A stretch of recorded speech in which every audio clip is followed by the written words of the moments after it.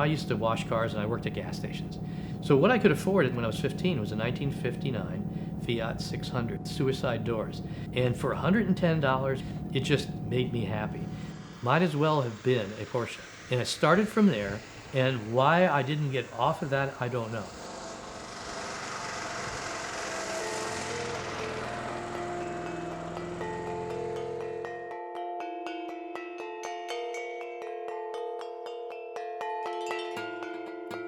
My name is Scott Sylvester, and I'm driving a 1967 Toyota Sports 800. Not many people know much at all about these because they were only made for the Japanese market. And so in this case, the total production was 3,131 over the 4 years they made them, but only about 300 or less were in the left-hand drive. Coming out of the war, Japan was actually making most all of their cars under license to other manufacturers. They didn't have their own ideas. And it was when the Japanese ministries decided we really should build for our own needs because they had such a bad gas crisis and the roads were all small. These were the first of the fun sports cars for the Japanese public.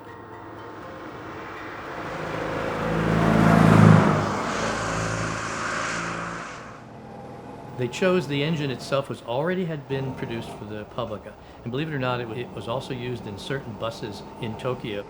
By choosing the Publica, then they went to work by stripping it down and putting different bodies on it, and it was designed at Datsun in the wind tunnel, primarily because if they could cheat the wind, even with lower horsepower over Honda, they actually could pull the Honda at the higher speeds for long periods of time. Being mostly aluminum except for the cylinders, they upstepped the displacement to 800 cc's. They doubled the carburetors. It has 2 ISON carburetors on fairly long ramps. Then they had a hotter cam, higher compression, and offered 4 different gear ratios as well, depending upon what the person was going to use it for.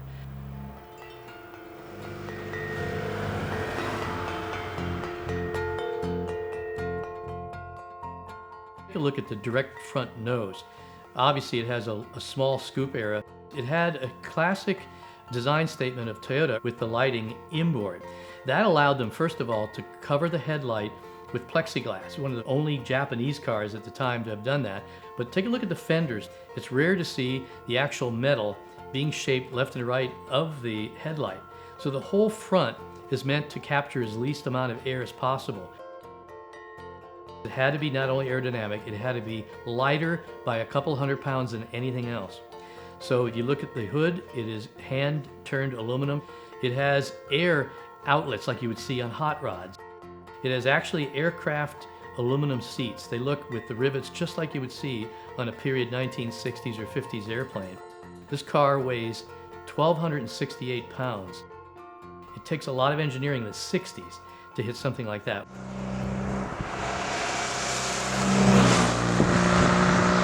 It has a very light-hearted character. They have a unique suspension on it, which probably gives it a lot of it. Obviously, you can see that it has a low center of gravity, and because of that, it really doesn't have a lot of swing or sway. They have sufficient anti-sway bar up front, which is rather large actually for a Japanese car of its style.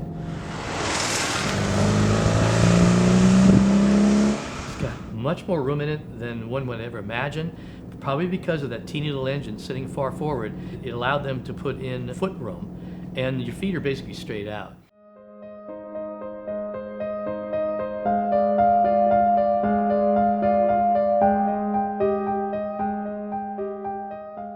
In Japan, the Yota-hachi, which is kind of a slang for Toyota 8, is an icon car for them. It is very difficult to find parts. However, through Japan auctions, I worked for all those years constantly looking for people who had parts for these, and I would one by one buy them at the same time I was disassembling it and waiting for the chance to put it back together with the parts. This might be one of the very, very few restored in its condition. It shows the Japanese will come up and just thank me for having a Yota-hachi. I said, you gotta get used to it if you own one.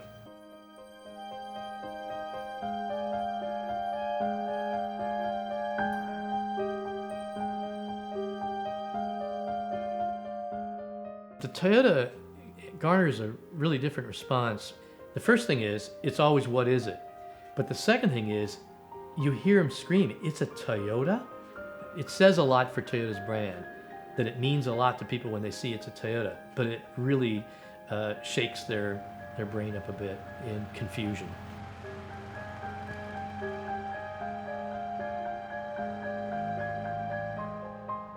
Invariably, the questions come, what are you going to do with these? What do you have them in the first place?